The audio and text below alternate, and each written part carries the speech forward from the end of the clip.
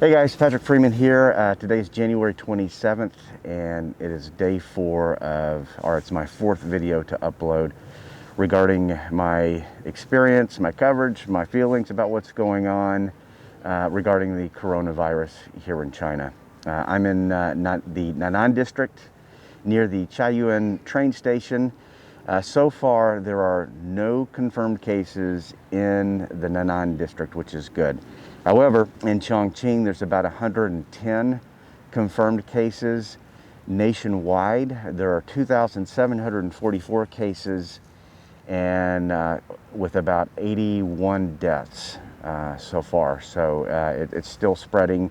I just got news from one of the followers on YouTube that there's been 5 confirmed cases, and I did check that out, and I think New York Times talked about it, that there are 5 cases now in the United States. So guys, be safe, don't panic, just be prepared. I think it's always good to be prepared. According to the New York Times, all the expats, the American expats, have been flown back to the United States, and I think they I believe they said that they landed in San Francisco. So I'm sure a lot of teachers, a lot of executives are very happy to be home, and I'm sure they're going to go through the process of making sure that they don't have it in testing before they send them home to their families, that kind of thing. So don't panic regarding that. Too close to home is what I'm thinking of, because this morning Cui told me that some police officers and government health officials or municipality health officials showed up to the building next door to where I live, and she told me that they had the mask, they had the protective eyewear and the hats. They didn't have the hazmat suits on, but either they got wind of someone who had possibly been to Wuhan in this building, this apartment building, or the people that live there might have just called and said, hey, we went to Wuhan, we want to notify you. I don't know what happened as far as that's concerned, but the end result was the government officials told them that they are now being required to stay home in isolation for 2 weeks, and it's mandatory. So, I don't know what happens if you break that, but I would assume the punishment could probably be pretty serious, because you're talking about people's lives. So really close to home, and that's the reason why I'm wearing my mask. I didn't wear my mask yesterday, but I've decided anytime I go out from here going forward, I'm going to be wearing this mask. And I did have one of my subscribers kind of got after me for not wearing the mask.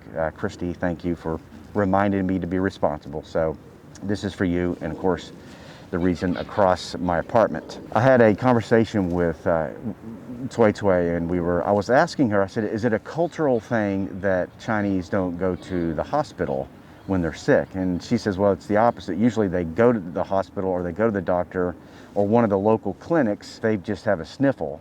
She says, but what she's hearing from her social platforms is people don't want to go to the hospital, if they have a cold or they're sick, they've got the flu. They don't want to go to the hospital because they are afraid that they themselves are going to get sick from somebody else and catch the virus. So these numbers that we're getting from the government and the numbers that we're seeing makes me wonder if there's more suspected cases out there than is being reported, and it's simply because people are just staying home and not reporting the sickness and what's happening. So just something to think about. The holidays are being extended. Cui is an art teacher, and she will not have to go back to work until like Thursday of next week. She was supposed to go back on Monday, but that's been extended to Thursday, with the possibility of being extended even further. A lot of you know that I'm a part-time teacher here in China as well. That's how I got my work visa, so I could do the YouTube videos, all that kind of stuff. We just got notice this morning that it's indefinite, with the possibility of going back like Wednesday or Thursday. So we have about the same timeline as Cui does. So they're extending it, and I think that's good. I think that needs to happen. I think people need to stay home, be with their families, and kind of wait this thing out to make sure that it's not spread even further. I want to back up a little bit. So I'm talking about this, I was talking about the person next door that, possibly that's being isolated in their home. Not long after that, probably within an hour, we had 2 police officers show up at our door, and they had the green surgeon's mask, and they were talking, and I heard something about Wuhan, but I didn't quite understand them. So Cui came in, and they just simply asked if we had been to Wuhan over in the past 30 days. I think it made 30 days, and she said, no, we haven't. And he said, would you sign this clipboard? So she had to sign her signature on this clipboard saying that she had not been to Wuhan. My reaction was, I was actually very grateful and thankful for the fact that they are going door to door, asking these questions and being diligent about putting the squash on this epidemic. I want to close with this, and I just want to encourage you. Sorry, let's wait till the motorcycle gets past me. And that guy's got some muffler problems. The last thing that I wanted to share with you, and it's just to encourage you to be really careful as you're reading the news out there. You know that I'm not a big news guy. I think whether you're talking about like a Fox News or a CNN, I think there's a lot of exaggeration on both sides, and it's kind of like you have to read both sides to find the middle of the truth. Well, the same thing with YouTube. YouTube has created this new breed of, I wouldn't even call them journalists, of individuals like myself who don't really have a journalism background, although I have a communications degree and we did have a couple classes in journalism, but I don't consider myself a journalist. I'm just sharing my experience with you. But there's a guy out there, there's a lot of people out there who want to be these self-proclaimed prophets who want to come across as discerning. Like being somewhat prophetic in their talk shows, claiming that this is probably going to happen or this is the reason why this is happening. And then as time passes, 3 or 4 months later, you find out that that wasn't the truth, that they were just speaking out of the other end of their body. I encourage you, be careful. Don't let these individuals out there that are distributing information about the situation here, don't let them get your emotions going. And I want to give an example that happened to me this morning, because I'm starting to do a lot of research. I want to make sure that I have good information for you guys and provide you good information. But there's an individual that I came across. You probably know. I have no clue who this guy is. His name's Ethan Klein. And the title of his YouTube video is Ethan Klein on Coronavirus Outbreak. And I'll give you his channel. It's H3 Podcast Highlights. He's got like 1.5 million subscribers. So he's got a really big following.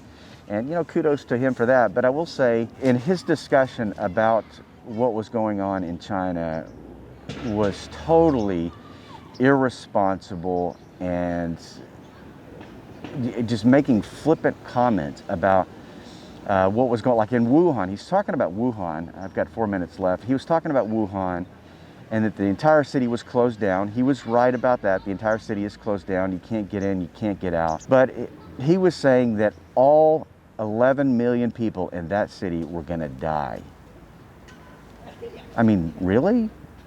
And like he said it with all seriousness. And then 2 or 3 minutes later, he says the government will probably nuke the city to take care of the problem. And I'm paraphrasing, so if you want to go check it out, you'll see it for yourself. I didn't watch the rest of the video after that. I got so irritated with him that I turned it off. I went to something else. But I want to say, Ethan Klein, the chances of you actually getting this message is probably slim to none. But let me tell you something. I'm 50, and I'm going to call you son, because you really need to, you need to behave yourself. You need to be responsible. You need to stop with the flippant comments about individuals that are experiencing a tragedy halfway across the world. In fact, I challenge you, get your ass on an airplane and come out to Chongqing. You can stay with me, and I'll take you around and I'll introduce you to people who are scared straight about what's going on. For you to make flippant comments like that, irresponsible comments like that, is uncalled for, and it's unconscionable, to be honest with you. It's something that you need to change. And you're probably the type of person that would tell me, oh, it's an art, oh, it's a genre, a YouTube genre, it's entertainment. I'm sorry, and when you're talking about your opinion about what's going on in a particular place in the world, or whether it's our country, our own country, the United States, it's your responsibility to be compassionate and loving towards people instead of making stupid ass comments like you have. You ought to be ashamed of yourself.